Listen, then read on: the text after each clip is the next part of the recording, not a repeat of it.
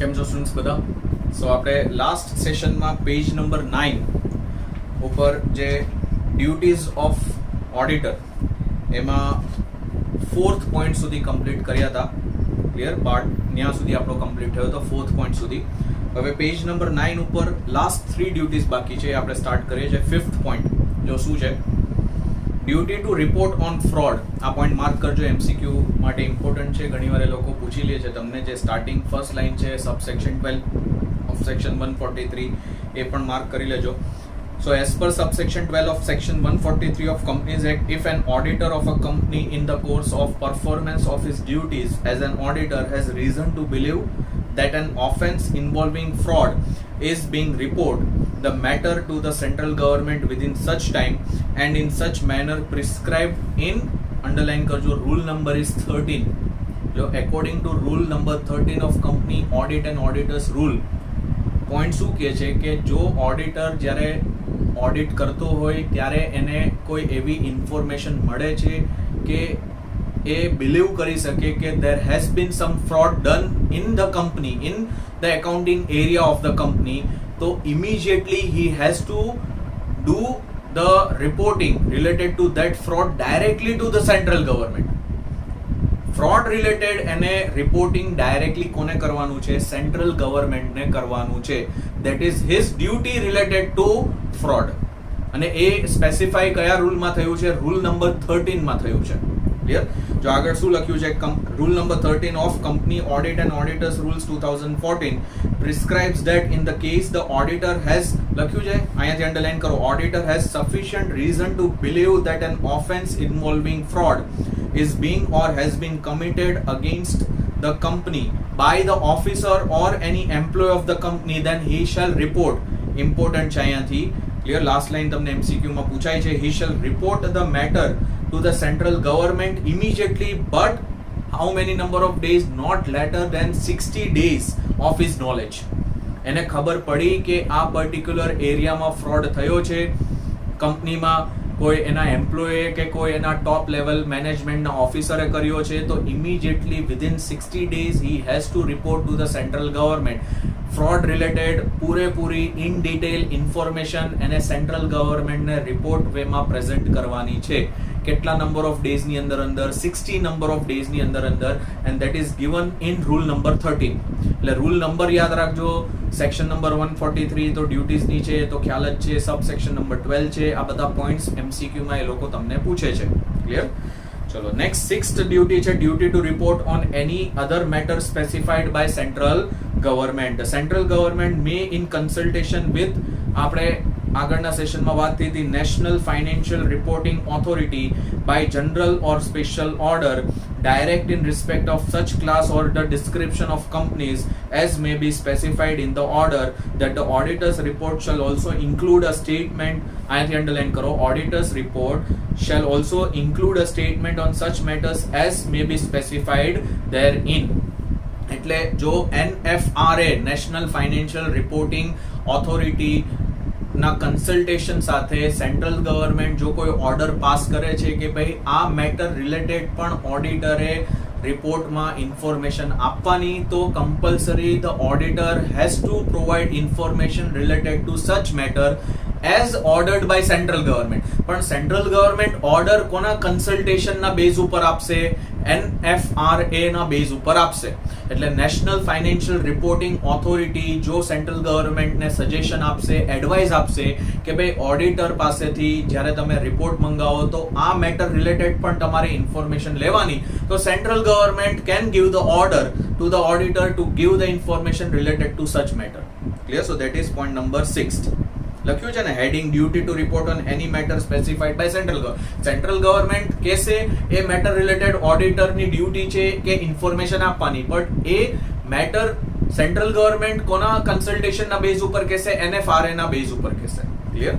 અને last 7 duty છે duty to state the reasons for qualification or for negative report. અને જો ઓડિટરે qualified report આપ્યો હોય, ક્વોલિફાઈડ એટલે એને આપણે કહીએ ને કે એના પોઈન્ટ ઓફ વ્યૂથી પ્રોપર વેમાં એકાઉન્ટિંગ કે પ્રોપરલી કંપનીએ rules and regulations accounting standard કે કંઈ ફોલો ન કર્યું હોય તો એને ક્વોલિફાઈડ રિપોર્ટ કહેવાય.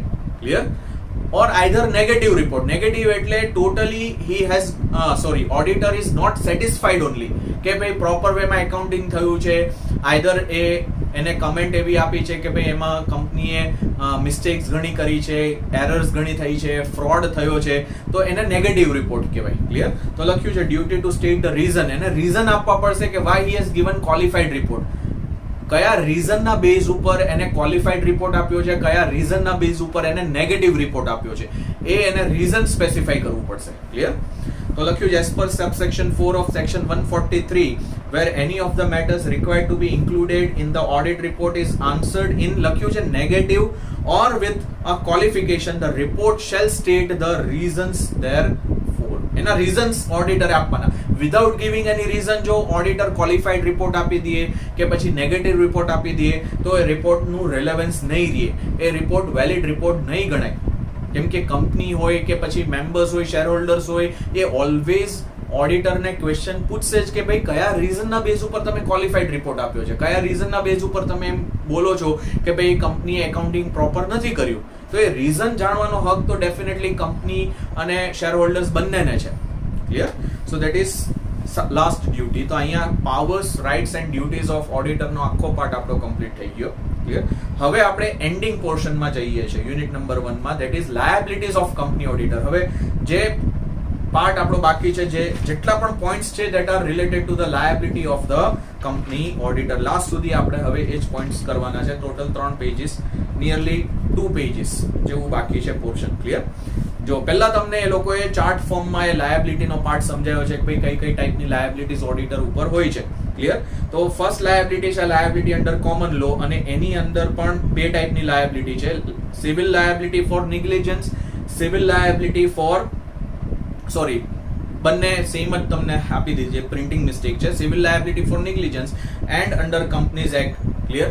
અને પછી નેક્સ્ટ ટાઈપની લાયબિલિટી છે મેઇન લાયબિલિટી, તમને હેડિંગના ફોર્મમાં આપેલી છે, સિવિલ એન્ડ ક્રિમિનલ લાયબિલિટી. તો એની અંદર પણ પાછા બંને એક્ટ રિલેટેડ સિવિલ અને ક્રિમિનલ લાયબિલિટી હોય કે ભાઈ under companies act what are the civil and criminal liability and under income tax act what are the civil and criminal liability. Clear? તો પહેલા આપણે લાયબિલિટી અંડર કોમન લો એ શું છે એ જોઈ લઈએ. જો નીચે લખ્યું છે the client and the third parties can sue the auditor for negligence of discharge of his duties under the common law. Negligence of discharge of duties એટલે આપણે જે ઉપર 7 ડ્યુટીઝના પોઈન્ટ્સ લર્ન કર્યા, જો એમાંથી એક પણ ડ્યુટી ઓડિટર ફૂલફિલ નથી કરતો તો ક્લાયન્ટ છે એ ઓડિટર ઉપર કેસ ફાઇલ કરી શકે for not fulfilling his duty. એને કહેવાય negligence for discharge of his duties. Clear? Common law એવું કહે છે કે auditor is liable for not fulfilling any of the duties. Clear? જો શું લખ્યું છે સિવિલ લાયબિલિટીઝ ફોર નેગ્લિજન્સ કઈ છે. જનરલી સિવિલ લાયબિલિટીઝ પેનલ્ટીના ફોર્મમાં હોય અને ક્રિમિનલ લાયબિલિટીના કેસમાં ઇમ્પ્રિઝનમેન્ટની લાયબિલિટી હોય, એટલે તમને જેલ પણ થઈ શકે ક્રિમિનલ લાયબિલિટીમાં. તમને પહેલા સિવિલ લાયબિલિટીઝ આપી છે. નેક્સ્ટ પેજ ઉપર પહેલા તમને આપ્યું છે નેગ્લિજન્સ વર્ડનો મીનિંગ શું છે, what constitutes negligence. Next page ઉપર જો શું છે, the term negligence describes the failure to exercise reasonable care and skill. આટલો પાર્ટ અંડરલાઈન કરો. જો ઓડિટરે પ્રોપરલી કેર નથી લીધી ઓડિટ કરતી વખતે, આઈધર એની જે સ્કિલ્સ છે એને પ્રોપરલી યુઝ નથી કરી, તો એને નેગ્લિજન્સ કર્યું કહેવાય. પછી લખ્યું છે which is expected of the auditor while conducting an audit. Such an expectation terms word છે, ટર્મ સ્ટેમ નથી, stands for. expectation stand word છે, it is not term also, it is stands word, STANDS. ત્યાં rectify કરી લેજો, clear? printing mistake છે. expectation stands from the importance of professional services rendered by an auditor to his client. what actually constitutes, હવે reasonable care and skill no meaning શું, negligence નો તો meaning શું છે કે ઓડિટરે reasonable care and skill નથી use કરી at the time of doing an audit, તો એને કહેવાય નેગ્લિજન્સ કર્યું. હવે રિઝનેબલ કેર એન્ડ સ્કિલ એટલે શું, તો એ લખ્યું છે what actually constitutes reasonable care and skill depends upon the circumstances of each case.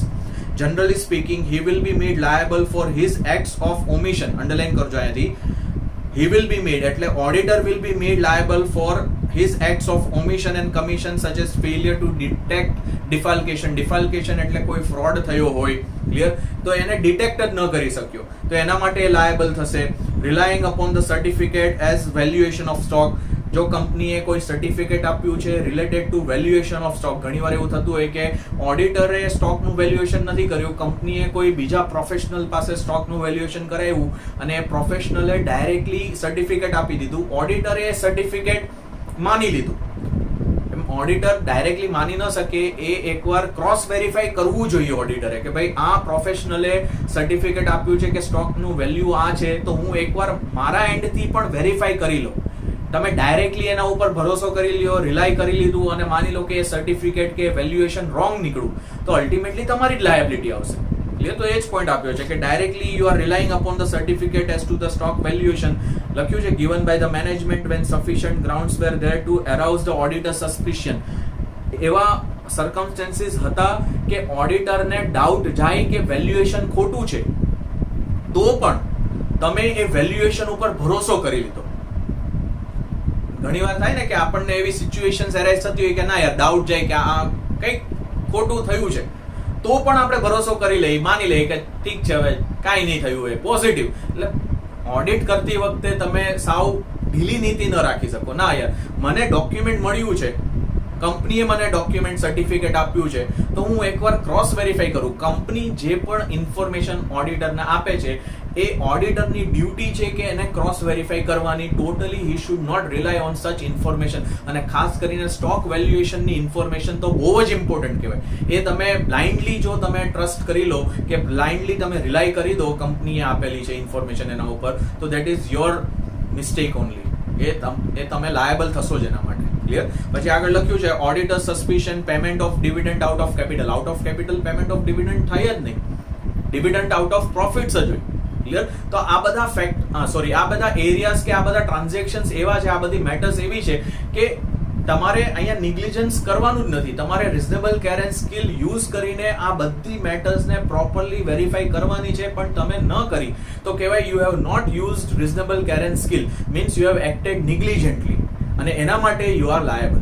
Clear? એટલે લાયબિલિટી સમજવા માટે તમારે નિગ્લિજન્સ વર્ડનો મિનિંગ સમજવો પડે, અને નિગ્લિજન્સ વર્ડ સમજવા માટે તમારે રિઝનેબલ કેર એન્ડ સ્કિલ વર્ડનો મિનિંગ સમજવો પડશે.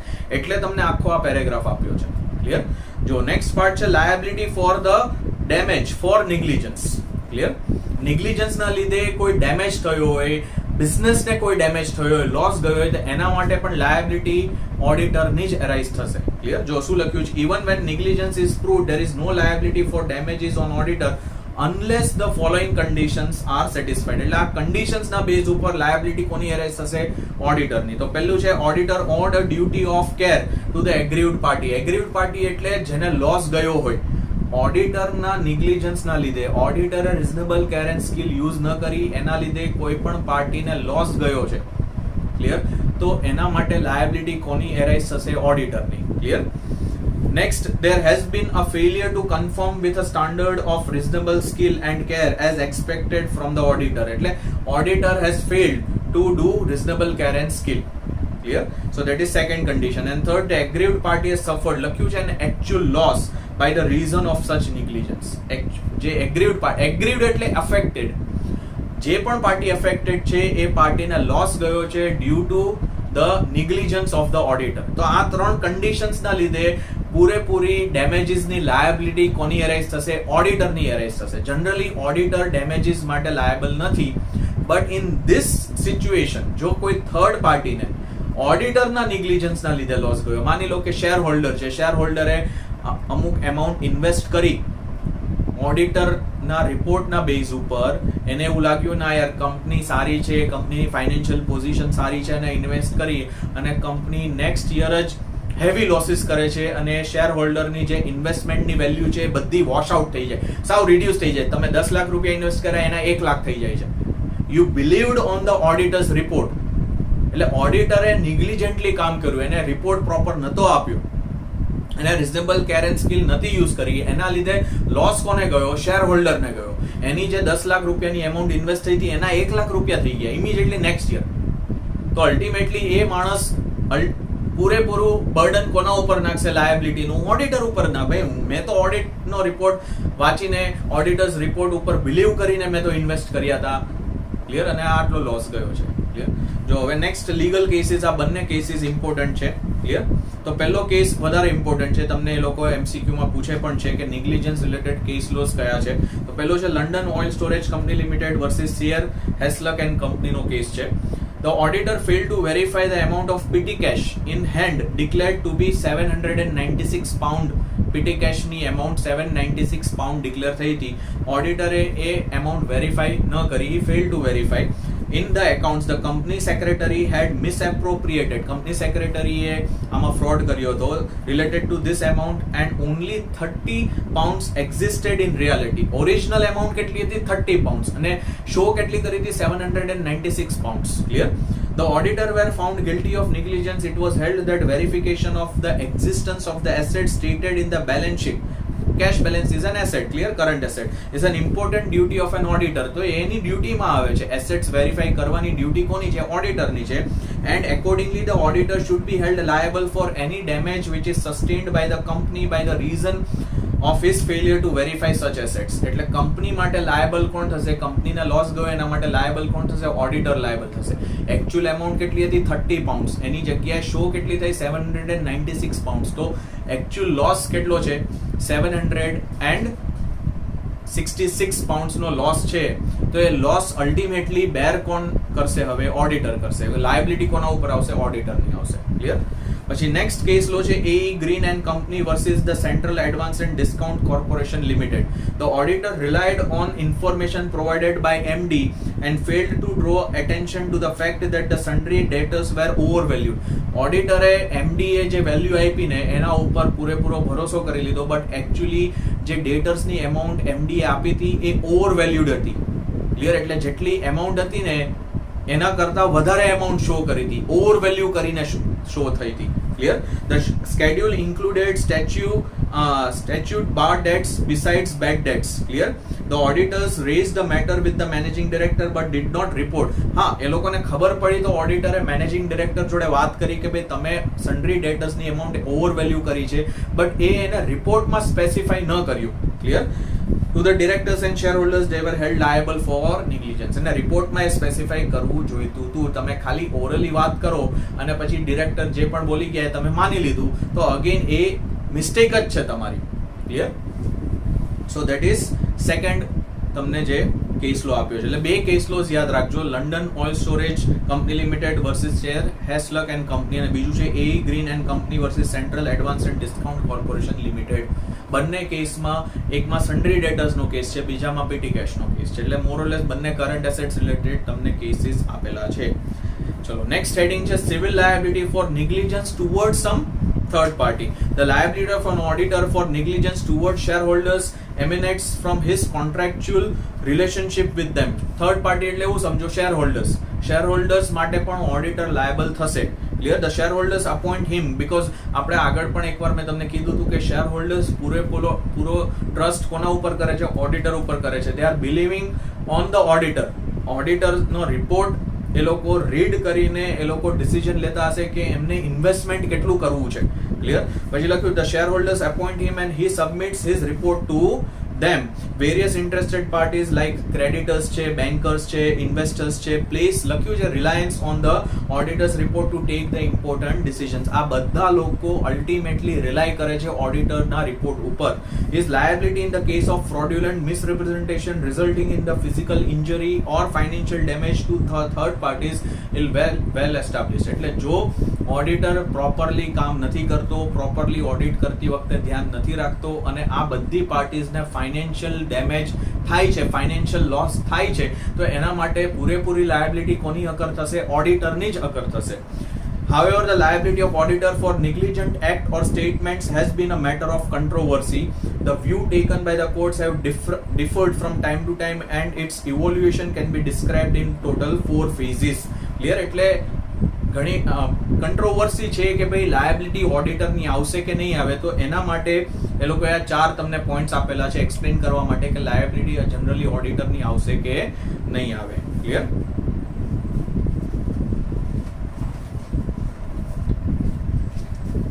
જો શું છે, ફર્સ્ટ તમને પોઈન્ટ આપ્યો છે acceptance of doctrine of privity by the court. Clear. એમાં લખ્યું છે the traditional stance of law on the question of liability to third parties was based on the acceptance of doctrine of privity of contract. According to it, અહીંયાથી underline કરો, an auditor owed a duty of care only to his client with whom he has contractual relationship. Thus, no third party could hold the auditor responsible. પહેલો point એમ કે છે ઓડિટરની liability નહીં આવે. કયા base ઉપર નહીં આવે? તમે કોન્ટ્રાક્ટ એક્ટમાં વર્ડ લર્ન કર્યો હશે, doctrine of privity to contract. Doctrine of privity to કોન્ટ્રાક્ટનો મતલબ શું છે કે જે કોન્ટ્રાક્ટ, જે પણ પાર્ટીઝની વચ્ચે કોન્ટ્રાક્ટ એન્ટર થાય છે એ પાર્ટી એકબીજાને જ લાયબલ થશે. એ પાર્ટીઝ કોઈ થર્ડ પાર્ટીને લાયબલ નહીં થાય. આજે મારા અને તમારા વચ્ચે કોન્ટ્રાક્ટ એન્ટર થાય છે તો I am liable to you and you are liable to me. હું કોઈ આઉટસાઇડ થર્ડ પાર્ટીને લાયબલ નહીં થાવ, એવી રીતે તમે લોકો પણ કોઈ આઉટસાઇડ થર્ડ પાર્ટીને લાયબલ નહીં થાવ. તો અહીંયા થર્ડ પાર્ટી કોણ છે? શેર હોલ્ડર્સ છે.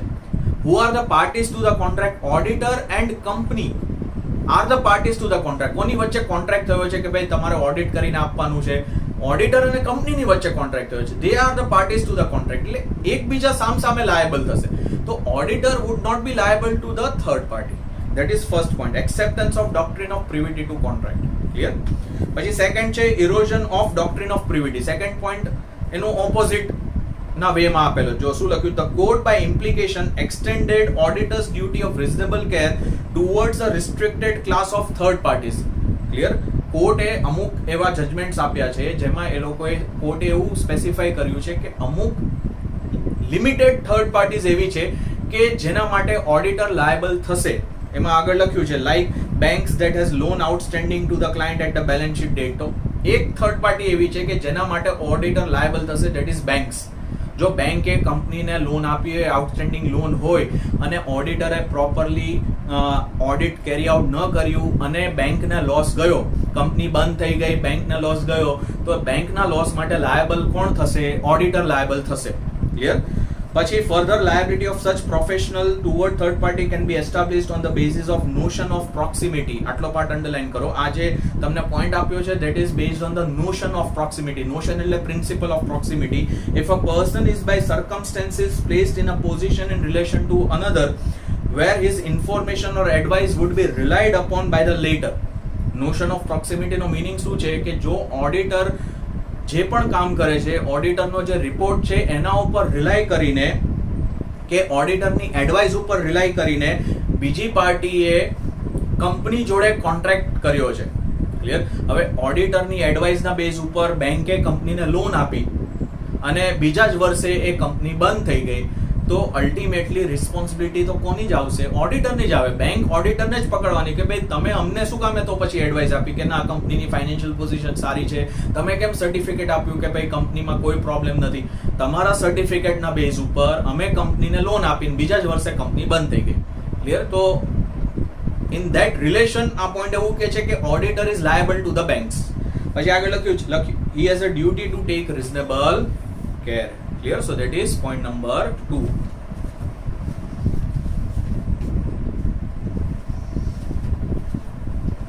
અહીંયા સુધી રાખીએ છે 2 પોઈન્ટ્સ. બાકીના 2 પોઈન્ટ્સ આપણે નેક્સ્ટ સેશનમાં સ્ટાર્ટ કરશું. એટલે હવે મોરલેસ 1 કા 2 સેશન મેક્સિમમ આપણે આ યુનિટ પતાવી દેશું અને will start with unit number 2. Clear? So મળીએ નેક્સ્ટ સેશનમાં. આવજો બધા, સાચવજો.